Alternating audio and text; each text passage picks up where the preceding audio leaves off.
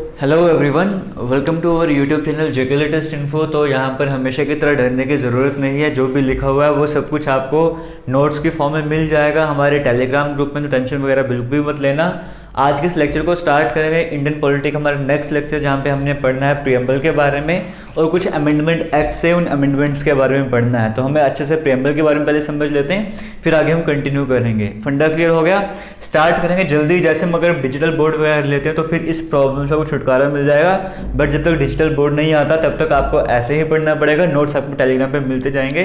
तो वीडियो को जितना हो सकता है शेयर करो ताकि डिजिटल बोर्ड हमारे सामने जल्दी से जल्दी आ सके। ठीक है, स्टार्ट करते हैं आज की इस वीडियो को। सबसे पहले प्रीएम्बल की बात करते हैं। प्रीएम्बल आपके सामने स्क्रीन में आ रहा होगा। प्रीएम्बल कैसा है, इसमें क्या क्या लिखा हुआ है, इसके बारे में आपने कभी ना कभी क्या हमेशा देखा ही होगा। अगर आपने एसएसटी की बुक पढ़ी होगी 9th लेवल पे, या वैसे भी आपने कहीं ना कहीं देखा होगा प्रीएम्बल को, आपके सामने स्क्रीन में भी चल रहा है। हमने इसके बारे में समझना है। अब देखो, प्रीएम्बल की बात करेंगे। प्रीएम्बल जो पहली बार वो किसने यूज़ करा था? सबसे पहली बार इसको अमेरिका ने, जब अपना संविधान बना रहे थे अमेरिका वाले, उन्होंने इस टर्म को यूज़ करा था। प्रीएम्बल की पहला पन्ना हुआ करेगा प्रीएम्बल ऐसा करके, समझ गए हो। तो हमने बॉरोड फीचर्स में पढ़ा था कि हमने प्रीएम्बल का आइडिया लिया कहाँ से था? हमने वो अमेरिका से ही लिया था, क्योंकि अमेरिका के संविधान में वो था और पहले नेशन जो था वो पहला, अगर जिसने किसी ने यूज़ करा था प्रीएम्बल को, वो अमेरिका ही था। तो हमने प्रीएम्बल का आइडिया किससे लिया था? हालांकि जो प्रीएम्बल के बीच में है वो हमने अमेरिका से नहीं लिया था। हमने सिर्फ देखा था कि हाँ, एक प्रीएम्बल नाम की कोई चीज़ होती है जो उस चीज़ को मतलब एक्सप्लेन करती है। तो हमने वो आइडिया वहाँ से लिया। तो प्रीएम्बल हमारे पास कहाँ से आता है? अमेरिका से आया था। लेकिन प्रीएम्बल की बात करेंगे, इसके अंदर क्या क्या लिखा हुआ, किस किस तरह का स्ट्रक्चर बना हुआ है, वो हमने ऑब्जेक्टिव रिजोल्यूशंस पढ़े थे पहले वाली वीडियोस में। तो जो जवाहरलाल नेहरू के द्वारा ऑब्जेक्टिव रिजोल्यूशन वगैरह दिए गए थे, तो उसके अकॉर्डिंग वहाँ के अंदर स्ट्रक्चर बना हुआ है, समझियो। तो हमें आगे पढ़ना है, आगे प्रीएम्बल है क्या वाकई में वो पढ़ना है। उसके बाद आपको बताना चाहूँगा, प्रीएम्बल को कहा गया था ये आइडेंटिटी कार्ड है इंस्टीट्यूशन का। मतलब ये क्या है? एक आईडी कार्ड है। जैसे कि अगर पूरे प्रीएम्बल की बात करेंगे, जैसे एग्जांपल लेके चलते हैं, अगर आप जम्मू वाले हो कहीं पर भी आप आराम से समझ जाओगे। जैसे हम आपको बोलते हैं आपके पास एक स्कूल के स्टूडेंट हो या कॉलेज के स्टूडेंट, आपका आईडी कार्ड लगा हुआ है। तो आईडी कार्ड लगा हुआ है, तो अगर आपको वहाँ से आपका पता लग जाए कि हाँ एज इतनी है, इस स्कूल में इस कॉलेज में पढ़ता है, समझ गए हो, ये स्ट्रीम है, कुछ ना कुछ थोड़ा बहुत मोबाइल नंबर क्या है, कुछ ना कुछ आइडिया आपके बारे में लग जाता है। तो वैसे यहाँ पे प्रीएम्बल का, जब आप इंडिया का बेसिक प्रीएम्बल देखते हो वहाँ पर, उसको देख के समझ आ जाता है कि हमारे पूरे संविधान में लिखा गया हुआ है। एक आइडिया मिल जाता है उसकी थीम क्या है, उसका बेस क्या है। जैसे अगर आप एग्जांपल लेके चलोगे, आप कोई बुक पढ़ने जा रहे हो, उसका टाइटल देखोगे, बुक के बाद बड़ा बड़ा क्या लिखा हुआ है, तो आपको समझ आ जाएगा इस बुक के अंदर से। बुक के बाद लिखा हुआ कोई ऐसे कोई मतलब डिटेक्टिव टाइप का नाम लिखा हुआ है, तो आप समझ जाओगे कि अंदर स्टोरी कैसी है, डिटेक्टिव टाइप की स्टोरी रहने वाली है, समझ गए हो। तो बाहर भूत बने हो तो आपको समझ जाएगा तो कोई भूत वाली कहानी बनने वाली है, समझ गए हो। तो वैसे प्रीएम्बल पे आपको इंडियन कॉन्स्टिट्यूशन के बारे में बताता है कि वो कैसे रहने वाला है। ये सब बेसिक सी बातें ऐसे एग्जाम में पूछता नहीं, बस आपको सब समझा रहा हूँ। यहाँ पे क्या याद रखना है? आइडेंटिटी कार्ड है हमारे इंस्टीट्यूशन के बाद। ये किसने कहा था? ये कहा था N.A. पलखीवाला, एक जूरिस्ट थे वहाँ पे, उनके द्वारा कहा गया था। ये उस टाइम पे अगर हम बात करेंगे तो उन्होंने कहा था कि ये हमारा आइडेंटिटी कार्ड है। इस तरह के कई सारे और भी सेइंग्स हैं, वर्ड्स हैं जो हमें पता होना चाहिए कि ये लाइन किसने कही थी। तो ये लाइन किसने कही थी? N.A. पलखीवाला। ये नाम याद रख लेना। आइडेंटिटी कार्ड है हमारे संविधान का, ये किसने कहा था? पहला फंडा क्लियर हो गया। अब हमारे संविधान को क्या, हमारे प्रीएम्बल को क्या अमेंड करा गया है। अमेंडमेंट का मतलब होता है कि जैसे कोई भी स्ट्रक्चर है हमारे संविधान का, ठीक है, उसमें आप कुछ ऐड करना चाहते हो या उसमें से कुछ बाहर निकालना चाहते हो, इसको बोलते हैं अमेंडमेंट करना, समझ गए हो। मतलब अपने संविधान में कुछ ऐड कर दिया या वहाँ से कुछ बाहर निकाल दिया, यानी कि अपने अमेंडमेंट ला दिया। तो क्या हमारे प्रीएम्बल में कभी अमेंडमेंट करी गई है? हाँ, हमारा जो प्रीएम्बल है उसमें अमेंडमेंट करा गया है, एक बार करा गया है। कब करा गया था? वो 42 टाइम्स, मतलब फर्स्ट अमेंडमेंट हुआ होगा, सेकंड अमेंडमेंट, थर्ड अमेंडमेंट, ऐसे करते करते जब हम 42 नंबर पे पहुंचे थे, 42 वाला जो अमेंडमेंट एक्ट था वो यही था, 42 कॉन्स्टिट्यूशनल अमेंडमेंट एक्ट 1976 जो था। इस टाइम पे पहली बार प्रीएम्बल को अमेंड करा गया था, यानी कि प्रीएम्बल में कुछ एडिशन करी गई थी। क्या एडिशन करी गई थी? 3 वर्ड्स थे, सोशलिस्ट, सेक्युलर, इंटीग्रिटी। ये पहले प्रीएम्बल में नहीं थे, ये इस अमेंडमेंट के बाद क्या हुआ, ये वाले वर्ड्स वहां पे ऐड कर दिए गए थे। अब क्यों ऐड करे थे, उसका फंडा क्या है, इनका मतलब हम समझेंगे होता क्या है। लेकिन हमने कहा ना कि आइडेंटिटी है हमारे संविधान की, हमारे संविधान में क्या क्या है वो सब कुछ बता रहा है। ऐसे वर्ड्स डायरेक्टली हमारे प्रीएम्बल में लिखे नहीं हुए थे, लेकिन हमारे संविधान में जब हम फंडामेंटल राइट्स की बात करते हैं, डायरेक्टिव प्रिंसिपल स्टेट पॉलिसी की बात करते हैं, उनमें इन सब चीज़ों पे जोरों से फोकस करा हुआ है, बड़ा फोकस डाला हुआ इन सभी बातों के ऊपर, लेकिन उनका नाम ही प्रीएम्बल में नहीं है। तो लगा अगर इनके बारे में सब कुछ बताया हुआ है तो एटलीस्ट नाम तो आना चाहिए फ्रंट में कि समझ आ जाए हमारा संविधान है क्या। तो इस कारण वो अमेंडमेंट्स यहाँ पे करे गए थे, वर्ड्स वहाँ पर ऐड करे गए थे। आगे चलते हैं यहाँ पर इसके इंग्रेडिएंट्स क्या हैं, मतलब हम प्रेम्बल की बात करें ना, ये किन किन चीज़ों से बना है, उसका स्ट्रक्चर क्या है वो समझ लेते हैं। सबसे पहली बात है, ये बताता है source of authority of constitution. सब कुछ नोट्स मिल जाएंगे, टेंशन मत लेना, खाली सुनते जाओ। पहला इंग्रेडिएंट क्या है, source of the authority of constitution, यानी कि ये जो कॉन्स्टिट्यूशन है इसको अथॉरिटी किसने दी है, किसने संविधान की अगर हम बात करेंगे इसको अथॉरिटी दे दिया है। तो पहली लाइन वहां पे लिखी हुई थी we the people of India, हम भारत के लोग, समझ क्यों, हमने इसको अडॉप्ट करा है। वहां पे लास्ट लिखो ना कब अडॉप्ट करा था, डेट भी लिखी हुई है। तो किसने अडॉप्ट करा है, we the people of India, यानी कि इसको अथॉरिटी किसने दी है, इंडिया के हम लोगों ने खुद ने, हमने इसको अथॉरिटी दी हुई है। तो यानी कि पहला फंडा क्लियर हो गया कि सोर्स ऑफ अथॉरिटी क्या है, हम लोग खुद जो है इसकी सोर्स ऑफ अथॉरिटी हैं। यानी कि इस हमारे संविधान की बात करेंगे, इसको अथॉरिटी किसने दी है, हम लोगों ने खुद दी है। ये एक इंग्रेडिएंट हो गया। दूसरा क्या है, नेचर, हमारे संविधान का नेचर कैसे बनने वाला है। आपको वहां पे वर्ड्स दिख रहे होंगे, सोवरेन, सोशल, सेक्युलर, यानी कि हमारा नेचर है। समझ इसका मतलब क्या होता है वो हम समझेंगे अभी कि सोवरेन क्या होता है, मतलब हम आज़ाद हैं, ये हमारे संविधान का नेचर है, हम आज़ाद हैं, हम धर्मनिरपेक्ष हैं, इस तरह से सारी जो चीज़ें आती हैं वो इसमें आ जाती है, नेचर में आ जाती हैं। थर्ड आता है ऑब्जेक्टिव, हमारे संविधान के ऑब्जेक्टिव क्या है। पहला क्या बताया, सोर्स क्या है, किसने अथॉरिटी दी, हमने खुद अथॉरिटी दी है। फिर नेचर कैसा होगा, नेचर आपको बता दिया इस तरह से होगा। फिर ऑब्जेक्टिव्स क्या है, ऑब्जेक्टिव्स होंगे किससे, सबको जस्टिस देना, आज़ादी देना, इक्वालिटी देना, ये सारे हमारे वो ऑब्जेक्टिव आ जाएंगे। और लास्ट में क्या है, डेट ऑफ अडॉप्शन, है ना, इसी 4 वर्ड दिख रहा होगा आपको हमारा प्रीएम्बल। और लास्ट में डेट ऑफ अडॉप्शन, कब हमने अडॉप्ट करा था, हम लोगों ने संविधान खुद कब अडॉप्ट करा था, 26 नवंबर 1949 को हमने 1949 को हमने अपना संविधान जो है वो अडॉप्ट कर लिया था। ये बेसिक से फंडा है हमारे प्रीएम्बल का, इतना आपको समझ आ रहा होगा। क्लियर हो गया।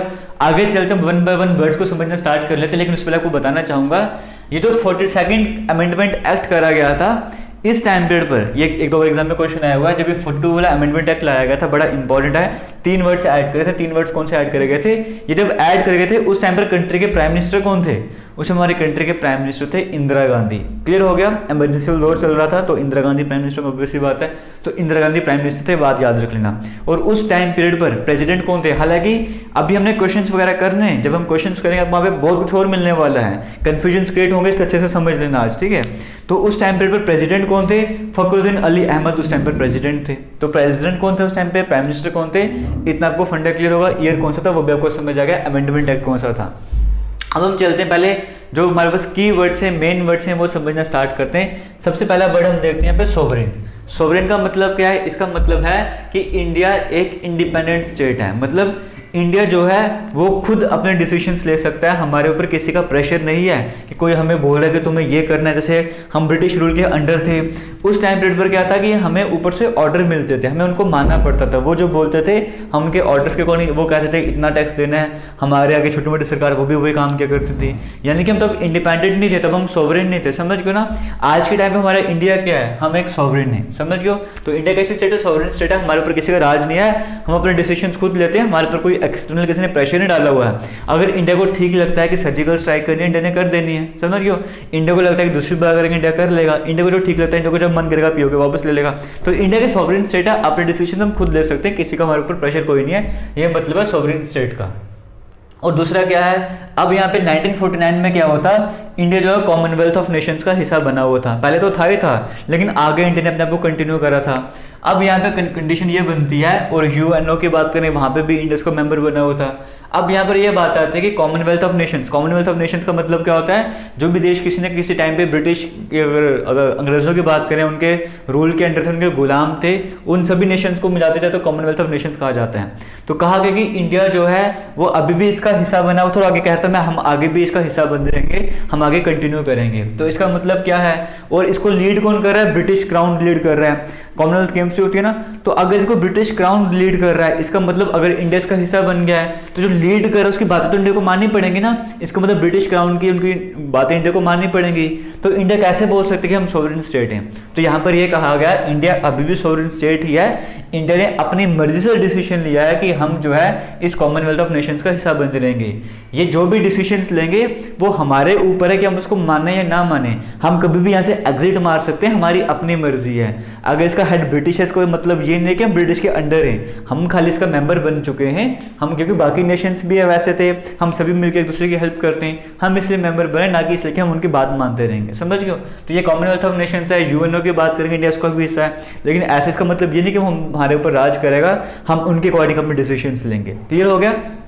यह सोवरेन का मतलब। और दूसरी बात क्या है कि India can either acquire a foreign territory, मतलब इंडिया सोवरेन होने का मतलब ये भी है कि इंडिया क्या कर सकता है, किसी फॉरेन टेरिटरी को अपने इंडिया में इंक्लूड कर सकता है और साथ ही साथ अपने पार्ट को कुछ हिस्सा दूसरों को दे भी सकता है। इसके बाद हम अमेंडमेंट एक्ट आएगा, इसकी बेस्ट एग्जाम्पल वहाँ पे समझ लेंगे, ठीक है। इस सोवरेन के मतलब जो दूसरी साइड है इसका मतलब क्या है, पहले तो आपको समझ आ गया हमारे ऊपर किसी का वो नहीं, राइट नहीं है कि कोई हमें डिसीजन वगैरह करवाएगा, ये डिसीजन लो वो डिसीजन लो, हम अपनी मर्जी के मालिक है, अपने हिसाब से करेंगे, तुम कुछ नहीं कर सकते। और दूसरा क्या है कि हम अपने टेरिटरीज को दे भी सकते हैं, किसी से ले भी सकते हैं। ये मेरे पास दूसरा पॉइंट आ जाता है। एक सेकेंड, देखो ये फट गया, खा के देखो, बना तो टेस्टी लेकिन समझ नहीं आ रहा है, खा के देखो ना।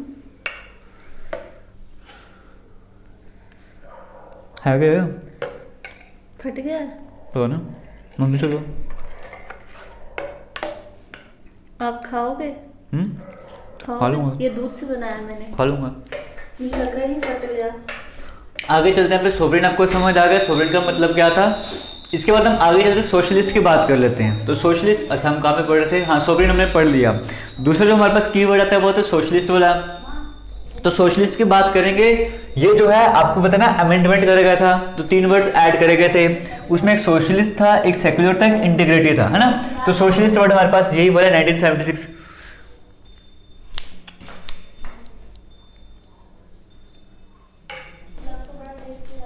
कोमल दरवाजा बंद कर दो ये वाला। मैं उधर ही जा रही हूँ, अब नहीं बोलूंगी।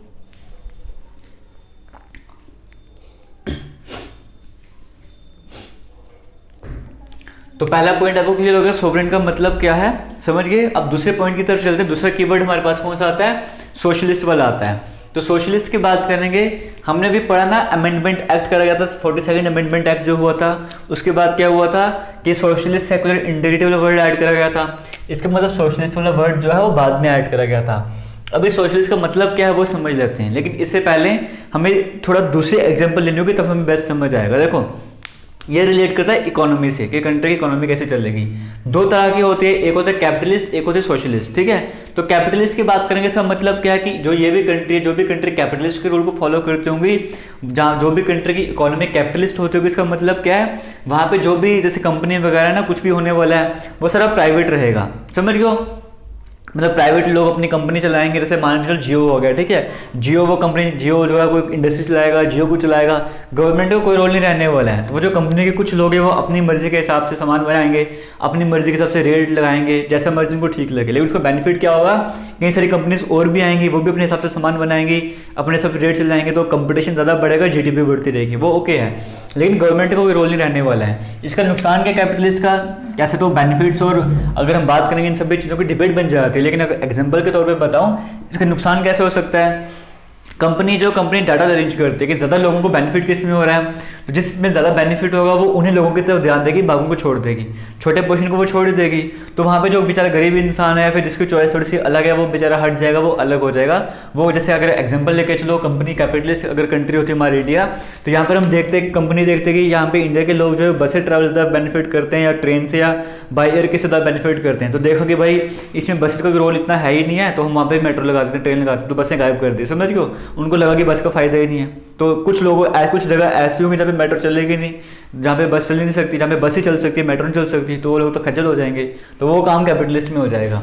दूसरे हमारे पास क्या आता है, सोशलिस्ट आता है। यहाँ पे मतलब समझ गए ना, प्राइवेट सिस्टम है सारा। और सोशलिस्ट में क्या है, सारा गवर्नमेंट के अंदर है, गवर्नमेंट अपने हिसाब से चलाएगी जैसे चलाना होगा, और सरकार हर एक बंदे को देखती है। मतलब चाहे वो सरकार ने बेनिफिट नहीं देखना, सरकार ने हर बंदे की जरूरत को पूरा करना है। तो ये सोशलिस्ट। अब इंडिया कैसे, इंडिया के बारे में लिखो सोशलिस्ट है।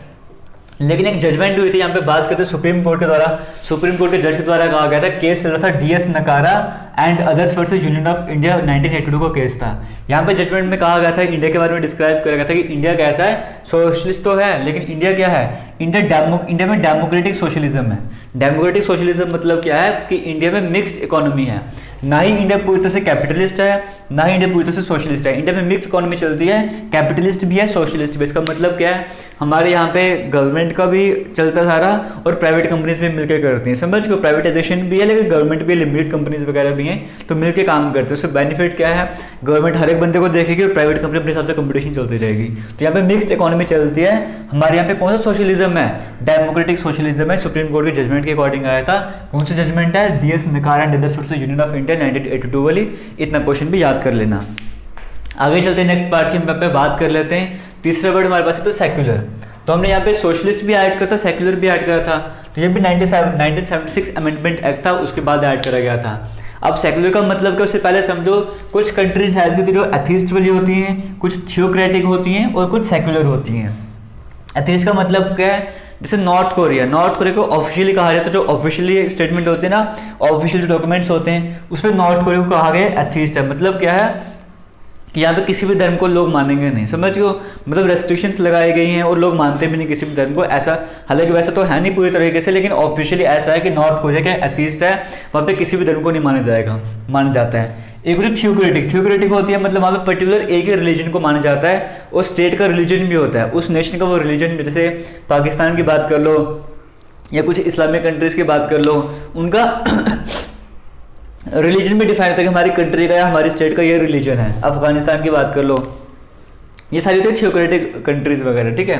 एक होता है सेक्युलर। हमारी इंडिया कैसी कंट्री है, हमारी इंडिया सेक्युलर है सॉरी सेक्युलर का मतलब क्या है कि इंडिया यहाँ पर है, इंडिया नहीं एथीस्ट नहीं थियोक्रेटिक है। इंडिया ने कोई भी अपना, हमारी इंडिया का जो है कोई भी स्टेट रिलीजन नहीं है, इंडिया सेक्युलर है, यहाँ पे हर धर्म के लोग रहते हैं। तो हमारे इंडिया का कोई भी नेशनल रिलीजन या फिर कोई भी स्टेट रिलीजन नहीं है कि हमारा इंडिया सिर्फ हिंदू है या हमारा इंडिया सिर्फ मुस्लिम है, इस्लामिक है, ऐसा कुछ भी नहीं है।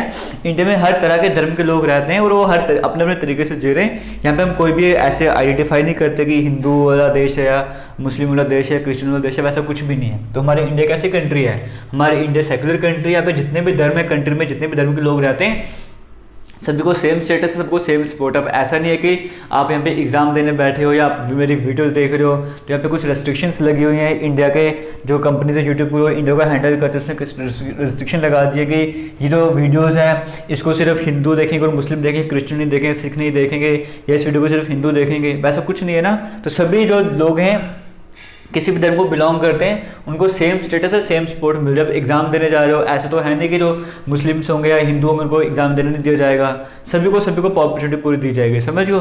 सभी रिलीजन एक तरह के सेक्युलर कंट्री है हमारी। तो आगे चलते हैं, ये सोवरेन भी समझ आ गया होगा, सोशलिस्ट भी समझ आ गया होगा, सेकुलर भी समझ आ गया होगा। आगे डेमोक्रेटिक की बात करते हैं। डेमोक्रेटिक क्या है, ग्रीक वर्ड से आया, जिसका जो डेमोस है, एक डेमोस आ गया, एक क्रेशिया आ गया। डेमोस का मतलब होता है पीपल और क्रेशिया का मतलब होता है रूल।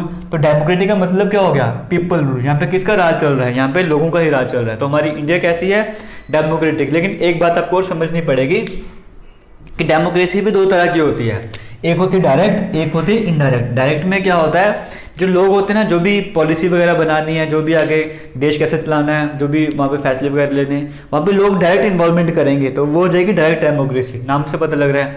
और इनडायरेक्ट को रिप्रेजेंटेटिव भी बोलते हैं। मतलब यहाँ पर क्या होगा, देश को चलाने की जो भी पॉलिसीज बनानी, जो भी फैसले लेने, वहाँ पर आम लोग क्या करेंगे, अपने रिप्रेजेंटेटिव चुनेंगे, फिर कुछ रिप्रेजेंटेटिव मिलकर आगे देश को चलाएंगे, समझियो। तो वो होती है इनडायरेक्ट। तो हमारे से डायरेक्ट की बात में स्विट्जरलैंड है, पॉपुलेशन वगैरह कम है, जहाँ भी पॉपुलेशन कम होगी वहाँ के जो लोग हैं वो डायरेक्ट वोटिंग करके तो बता सकते हैं ये जो फैसला ले रहे हो सही है गलत है। अगर ज़्यादा वोटिंग बड़ी सही है तो वही फैसला आगे चल जाएगा, वो हो गई मतलब डायरेक्ट डेमोक्रेसी। लेकिन हमारी इंडिया की पॉपुलेशन बहुत ज़्यादा है, डायरेक्ट तो पॉसिबल ही नहीं। यहाँ पे क्या चलती है, इनडायरेक्ट डेमोक्रेसी या फिर इसको रिप्रेजेंटेटिव डेमोक्रेसी बोलते हैं। मतलब हमारे इंडिया के लोग क्या करते हैं, यहाँ पे डायरेक्ट लोगों का ही राज है अभी भी, क्योंकि हम लोग ही किसी ना किसी को चुन के तो आगे भेज रहे हैं ना, फिर वो जाके फैसले ले रहे हैं। इसका मतलब क्या है कि हमारी जो कंट्री है वो कैसी है, वो डेमोक्रेटिक है, समझ गए हो। तो ये हमारी पॉलिटिकल डेमोक्रेटिक भी और सोशल डेमोक्रेटिक भी, दोनों तरीके से हमारी कंट्री कैसी है, डेमोक्रेटिक कंट्री है।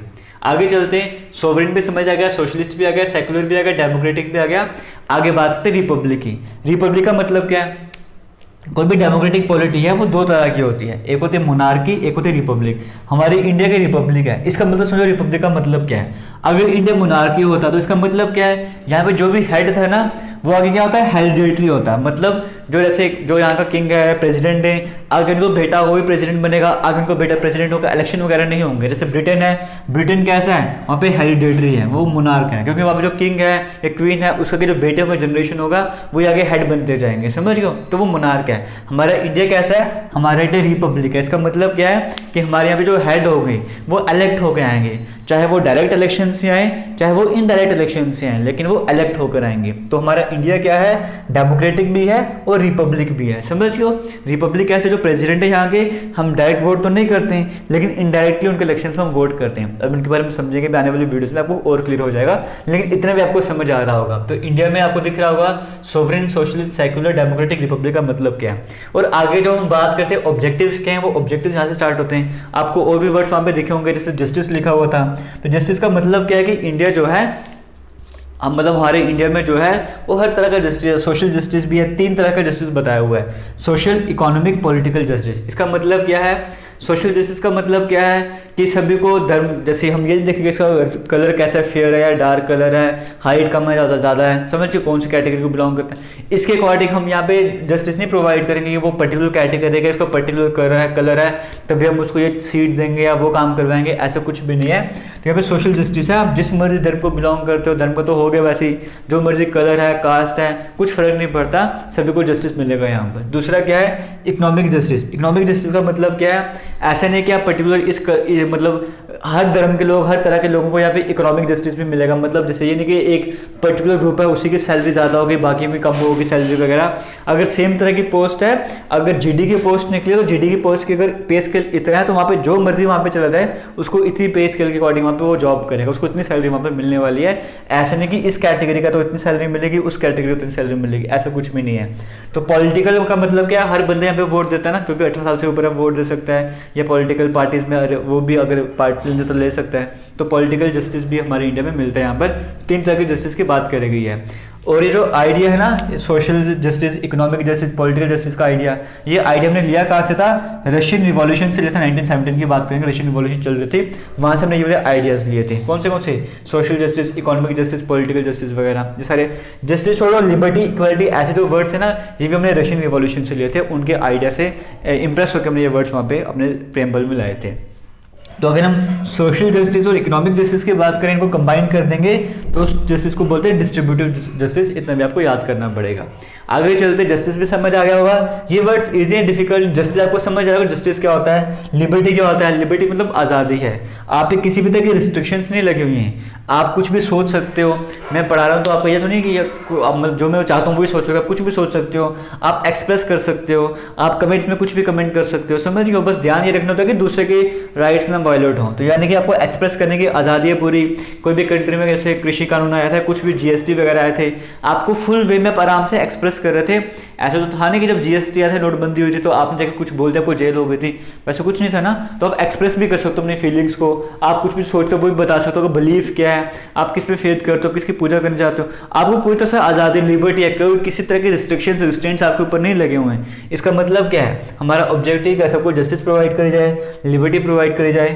इक्वालिटी क्या है कि स्पेशल प्रिविलेज, किसी पर्टिकुलर क्लास को यहाँ पे स्पेशल प्रिविलेज नहीं मिलने वाले कि वो अगर ब्राह्मण है या ऐसे वैसे तो उसको सारी वो फैसिलिटीज़ मिलने वाली हैं, बाकियों को नहीं मिलने वाली हैं, या वो इतना ज़्यादा अमीर इंसान है तो उसको ये फैसिलिटी मिलेंगी, ऐसा कुछ नहीं। सभी कानून के सामने बराबर है, इस तरह से भी आप समझ सकते हो। इक्वलिटी बिफोर लॉ भी है ना, कानून की नज़रों में सभी सेम है। अगर ये कोई आरोप है या कोई गलत काम है, अगर ये मिडिल क्लास के ने किया किसी, या फिर किसी बड़े अमीर इंसान ने किया, सबके लिए कानून सेम रहने वाला है, सबके लिए सजा सेम रहने वाली है। ये सब चीज़ें यहाँ पे कही गई हैं। और इक्वल अपॉर्चुनिटी सबको दी जाएगी।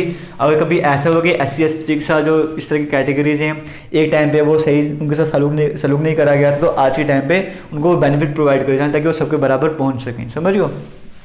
आगे फ्रेटर्निटी तो भाईचारा, ब्रदरहुड वगैरह हो गया। इंटीग्रिटी जो था वो भी 1976 के अमेंडमेंट एक्ट के द्वारा लाया गया था। तो ये 3 वर्ड थे, सोशलिस्ट, सेकुलर, इंटीग्रिटी। इंटीग्रिटी मतलब समझते हो ना कि सबको मिला के चलना।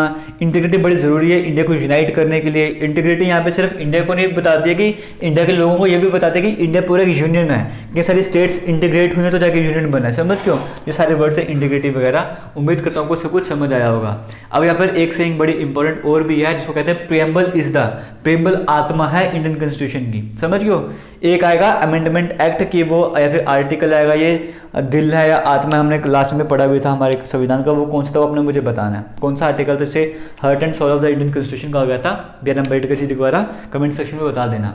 लेकिन ये किसने कहा था कि प्रियम्बल जो है वो आत्मा है हमारी इंडियन कॉन्स्टिट्यूशन की, ये कहा था पंडित ठाकुर दास भार्गव, जो उस टाइम कॉन्स्टिट्यूट असेंबली थी ना उसके मेंबर थे। सब कुछ आपको नोट्स में मिल जाएगा, टेंशन मत लेना।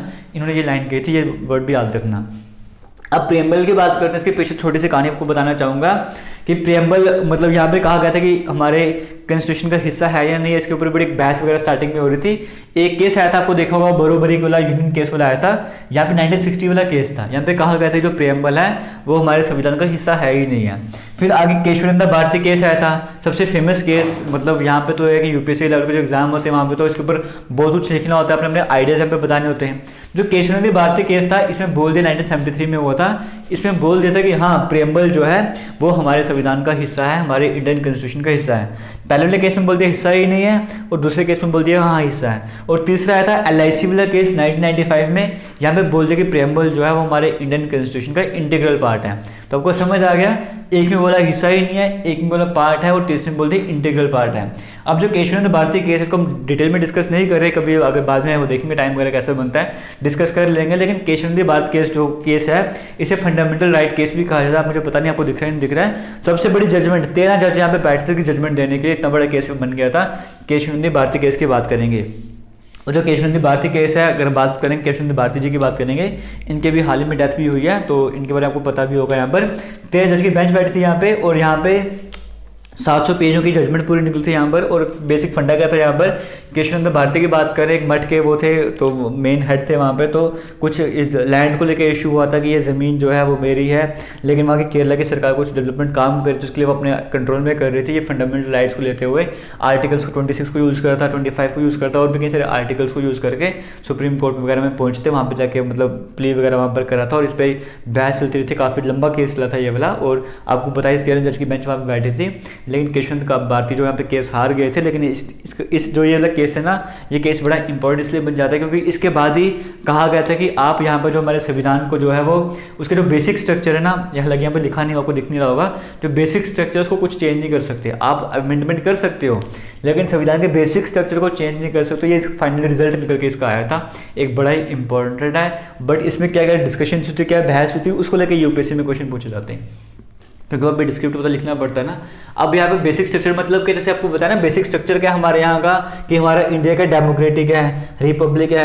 अब तुम अमेंडमेंट के नाम पे ये नहीं बोल सकते कि जो हमारा इंडिया है वो जो है वो इनडायरेक्ट की जगह डायरेक्ट डेमोक्रेसी हो जाएगी। आप ये नहीं बोल सकते कि जो इंडिया जो है वो मोनार्क बन जाएगा। जो बेसिक स्ट्रक्चर है हमारे संविधान का उसको तुम अमेंड नहीं कर सकते हो, बाकी अमेंडमेंट ला सकते हो लेकिन इसको अमेंड नहीं कर सकते। समझ लो क्या कहना चाहता हूँ मैं, आपको समझ आ रहा होगा। अब हम चलते हैं कुछ अमेंडमेंट्स के बारे में पढ़ लेते हैं, किस किस तरह के कुछ अमेंडमेंट्स करे गए थे वो देख लेते हैं। जैसे अमेंडमेंट का मतलब आपको समझा चुका हूँ ना। पहला अमेंडमेंट एक्ट कब आया था, 1951 में हुआ था। ये शॉर्ट में बता रहा हूँ, कभी अगर टाइम होगा तो हम और डेप्थ में डिस्कस कर लेंगे, बट फिलहाल हमारे पास टाइम कम है, एग्जाम जल्दी कवर करना है, हम बड़ा ही इंपॉर्टेंट टॉपिक जो उसको अच्छे से कवर किया करेंगे। फर्स्ट जो कॉन्स्टिट्यूशनल अमेंडमेंट एक्ट 1951 में आया था, यहाँ पे लैंड रिफॉर्म्स, भूमि सुधार की बात करी गई थी, और साथ ही यहाँ पे 9th शेड्यूल ऐड कर गया था हमारे भारत के संविधान में, है ना। इसके बाद 7th अमेंडमेंट एक्ट की तो चलते हैं, जो 1956 में आया था। इसमें स्टेट्स को रीऑर्गेनाइज करा गया था, बाउंड्रीज को चेंज कर गया था, इसको यूटी बनाया गया था, इसको कुछ करा गया था। वो 7th अमेंडमेंट एक्ट था, रीऑर्गेनाइजेशन ऑफ स्टेट्स को दोबारा से रीऑर्गेनाइज करना है, वो ये वाला अमेंडमेंट एक्ट था। किस तरह से करेंगे वो सब कुछ में बताया गया था।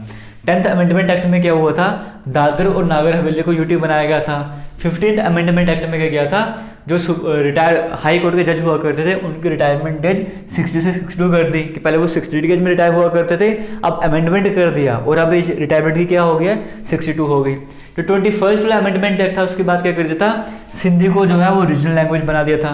जो 24th अमेंडमेंट एक्ट आया था उसमें क्या किया था, उसमें पार्लियामेंट को बोल दिया कि तुम किसी भी पार्ट को अमेंड कर सकते हो, लेकिन फंडामेंटल राइट्स की बात करें उसको भी तुम अमेंडमेंट कर सकते हो। समझ गए, किसी भी हिस्से के पार्लियामेंट के किसी भी हिस्से को अमेंडमेंट कर सकते हो और फंडामेंटल राइट्स को भी कर सकते हो।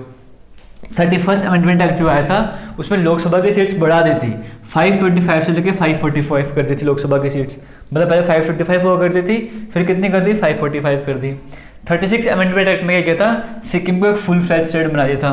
42nd अमेंडमेंट एक्ट हमने पढ़ लिया, 1976 और 3 वर्ड्स वहाँ पर ऐड करे गए थे, और साथ ही साथ इसमें फंडामेंटल ड्यूटीज भी ऐड करी गई थी, पार्ट 4A ऐड करा गया था। 44th अमेंडमेंट एक्ट की बात करेंगे, इसमें राइट टू प्रॉपर्टी हमारा फंडामेंटल राइट हुआ करता था, इसको वहाँ से संविधान से बाहर निकाल दिया। 55 अमेंडमेंट एक्ट की बात करेंगे, मतलब इसको डिलीट कर दिया था। 55 अमेंडमेंट एक्ट की बात करेंगे, इसके अकॉर्डिंग अरुणाचल प्रदेश की फॉर्मेशन करी थी। 56 अमेंडमेंट एक्ट की बात करेंगे, इसके अकॉर्डिंग गोवा को एक स्टेट बना दिया, फुल फ्लैज स्टेट बना दिया था। 61st अमेंडमेंट एक्ट की बात करेंगे, वोटिंग एज पहले 21 साल हुआ करती थी, अब वोटिंग एज 18 साल कर दी। कोई भी 18 साल का हो गया वो वोट कर सकता है। ये 18 साल कौन से कब करी गई थी? 61st अमेंडमेंट एक्ट हुआ था, वहाँ पे 21 से कम करके वोटिंग एज 18 कर ली थी। 71st अमेंडमेंट एक्ट में क्या हुआ था? मणिपुरी, कोंकणी, नेपालीस इनको 8th शेड्यूल में ऐड करा गया था। लैंग्वेजेस थी, नई लैंग्वेजेस 8th शेड्यूल में ऐड करा गया था। 73rd अमेंडमेंट एक्ट पंचायती राज ऐड करा गया था। इसको हमने अच्छे से कवर करना है अपने लेक्चर्स में। पार्ट 9 भी इसका ऐड हो गया था, 1992 में हुआ था। और 1992 में 74 अमेंडमेंट एक्ट भी आया था, जिसके अकॉर्डिंग म्यूनसिपैलिटीज को ऐड करा गया था और पार्ट 9A भी ऐड करा गया था। इनके बारे में अच्छे से पढ़ना है।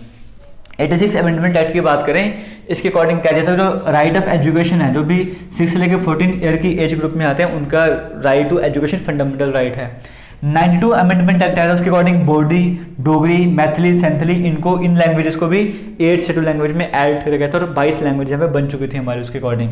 जो 100 अमेंडमेंट एक्ट है 2016 में हुआ था, उसमें क्या किया था?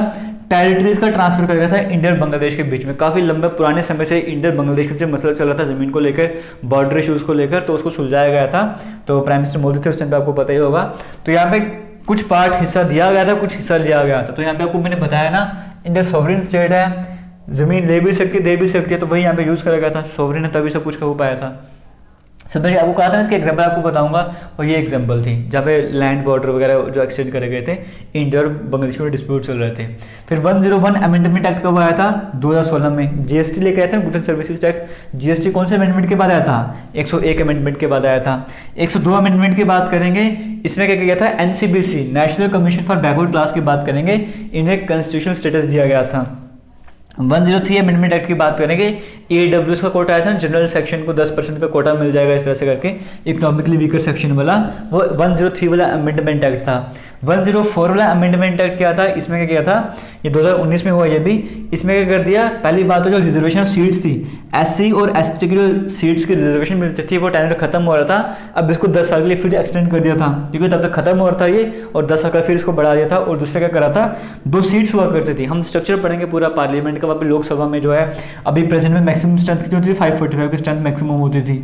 इसमें 2 मेंबर जो हैं वो एंग्लो इंडियन कम्युनिटी के चुन के आया करते थे।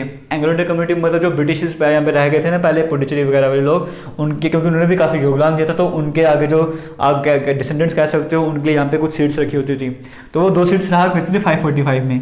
अब इन 2 सीट्स को हटा दिया वहाँ से, समझ गए? इसका मतलब 543 सीट्स वहाँ पे रहेगी मैक्सिमम स्ट्रेंथ वाली। तो ये कहाँ पे करा था? ये भी 104 वाले अमेंडमेंट एक्ट में करा गया था। तो ये थे कुछ अमेंडमेंट एक्ट इंपॉर्टेंट। उम्मीद करता हूँ आपको वीडियो अच्छी लगी होगी। वीडियो अच्छी लगी तो शेयर भी जरूर कर देना। इंडियन पॉलिटी की नाम से प्लेलिस्ट बनी है, वहाँ पे जाके बाकी वीडियोस देख सकते हो। थैंक यू, जय हिंद। और टेलीग्राम का लिंक डिस्क्रिप्शन बॉक्स में मिल जाएगा।